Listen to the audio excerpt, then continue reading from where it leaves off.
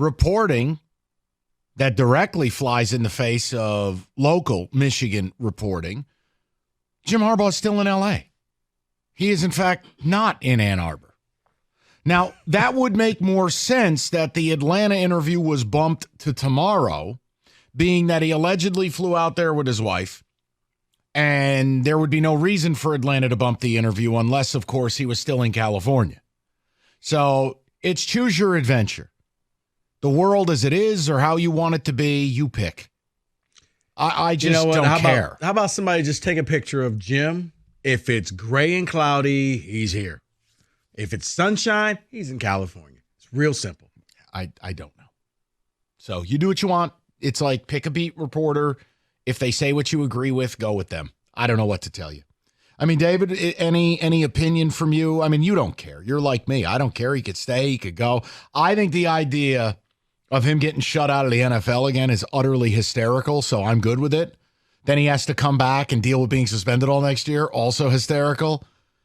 And then the Michigan media will try to sell me that he came back because he loved it. It'll be like, no. Loyalty. He wanted to run it. No, he wanted to run it back. Yeah, right. Oh, no. Santa flew out to L.A. and stopped him and said, Jim, don't do this. As he landed? Yeah, as Cat Williams said, no. Only one of us is wearing $12 in jewelry. No. You do not get to tell me he came back for the love. They sat in a room and went, we are not handing this nutcase the keys to a $2 billion castle.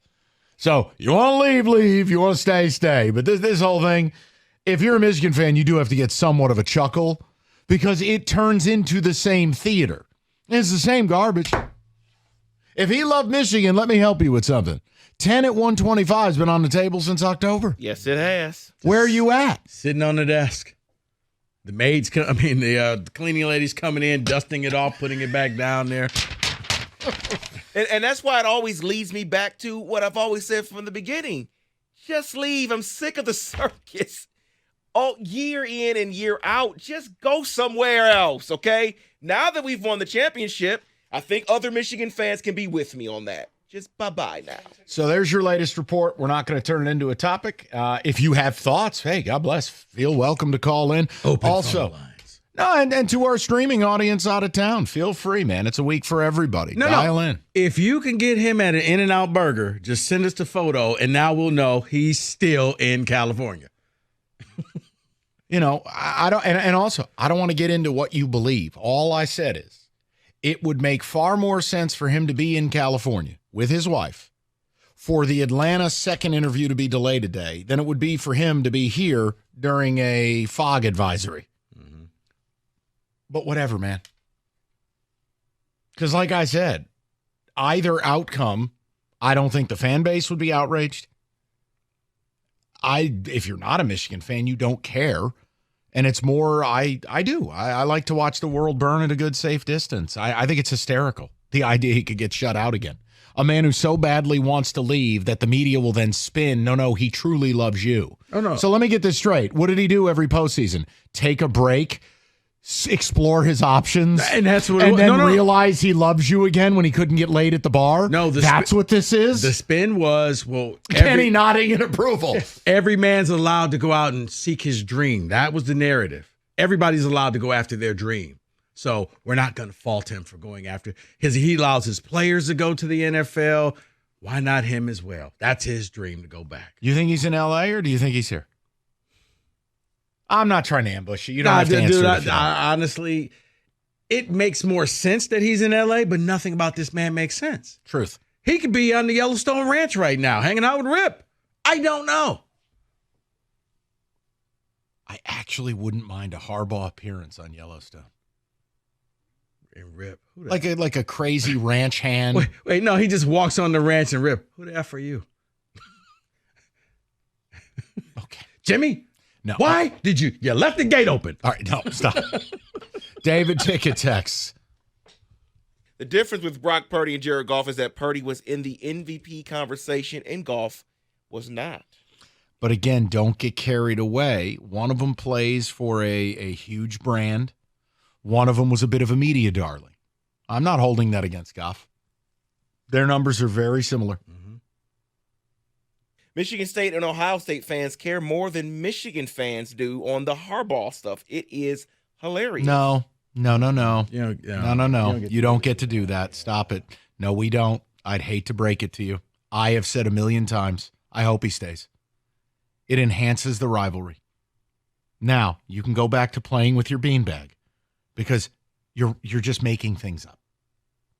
What's hilarious is you bow at the altar of a nutcase who doesn't love you. Yeah. What's hilarious is that every year it's wash, rinse, repeat. He's in the news cycle, but we're not allowed to talk about it because we went to Michigan State or you go to Ohio State. I denounce my Michigan State degree. I went to Southern New Hampshire. Here's my degree. I'm in the TV commercial. Feel better now? I went to DeVry. You're not allowed to think that way. It's just, we're I in do your whatever head. the hell I want to do. I'm a GD adult. David, go ahead, buddy. Someone says Harbaugh craves the drama. Now that there's no drama, he has to manufacture it somehow. Okay. I guess. He was manufacturing this last year, though. This is nothing new. This was like he's going to flirt every year until finally some GM says, yes, Jim, here are the keys. I said this last week, and I stand by it. It never made sense to me why the Chargers would hire him over Mike Vrabel. Put both guys in an interview, one being about 15 years younger than the other. Tell me who the more impressive human being is. Tell me who the human being is who is more in touch with a 53-man roster at the NFL level. And see, I would say Come on. even more, if I'm the Chargers, I'd wait for Ben Johnson and really say, okay, bring that offensive mind out here to L.A. Absolutely. and run this team. And you're 37 years old, right? and I hand you Justin Herbert. Yeah, no doubt. I have no argument. Can you replicate what they did in Houston? Can you replicate what they're doing in Green Bay? Can you do that here? You have your quarterback. You don't have to worry about us draft. We'll go out and get you toys with the number 5 pick. Now, the other angle is I love Greg Roman, who was his OC in San Francisco, and he was the OC who designed Lamar's offense when he got to the league. Now, if Jim were going somewhere where they could draft Jaden Daniels or draft Caleb Williams, and it's Greg Roman, there's a proof of concept there, proof of life. There's a way you can do this. But I think it always comes back for me. Are you going to sit down with this cat and walk away feeling comfortable handing him the keys to a $2 billion business? I find it very hard to believe. Knowing that his shelf life is 3 to 4 years before he ticks off. Well, I mean, or, hey, I hate to break it to you, age matters. We can't say that in today's world. Well, I just did. In the NFL, what is there now? One coach in his 60s? Is it Andy Reid? No, John Harbaugh. Is John 60? Yeah, he's 65, I thought. John, Yeah, no. he's the older. Yeah. He's aged fantastic. Good for him. The point is, okay, 2 of 32. What's the average age of an NFL coach right now? Go up and down that list. The average age is probably 20 years younger. I was about to say, you're probably, like 47, 48? So it does matter. And John Harbaugh, 61. He's aged great. Shout out John How Harbaugh. old is Jim? 60. Jim? Yeah, he's 60. He's a And they year look like they younger. could be reversed. Yeah. John looks like he could be the younger brother. And he's coached an NFL team. Jim looks like, John's a hell of a coach, man. Yeah, he is. Hell of a coach. And post locker room dancer. Right. That counts. Indeed. Swag factor. Let's go to the people. David, anything else you want to add? We're good? Let's go to Dwayne, 97.1. Dwayne, what's going on, buddy? Hey, what's up, Mike? How are you? I'm good. What's going on? So I was calling to talk some about Goff. Just looking at over the 6 game, his most recent body of work, the guy's only thrown 2 interceptions. So I understand he got some pressure. They weren't the best teams on defense, but a couple great cornerbacks. I mean, they're making good decisions. They're throwing it to the right people, and he's not making those big blunders. So, No, he's played You know what, clean. Dwayne? Hard to throw interceptions when your receivers are wide open in the middle of the field. well, that's true. But I guess my question is for Sunday, how many turnovers can we give up and still win, in your opinion? Just like a blind answer, 1. Yeah. One, Right. and it's early. Statistically speaking, if you give up 2 or more turnovers, your chance to win a football game goes down to like 10%. And Dwayne, I would say if you give up that 1 turnover, it has to be the earlier in the game, the better, because you can recover. If you throw that turnover in the 4th quarter, that's probably going to cost you the game. Oh, boy. All right. Right, that makes sense. Okay. Dwayne, I got to let you go. You sound like you're in the middle of a Chuck E. Cheese. We're just going to move it on. Showbiz. Only so much I can say. 248-539-9797. We will get more of your calls. We got a football today to get to as well.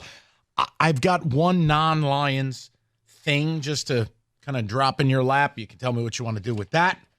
97.1.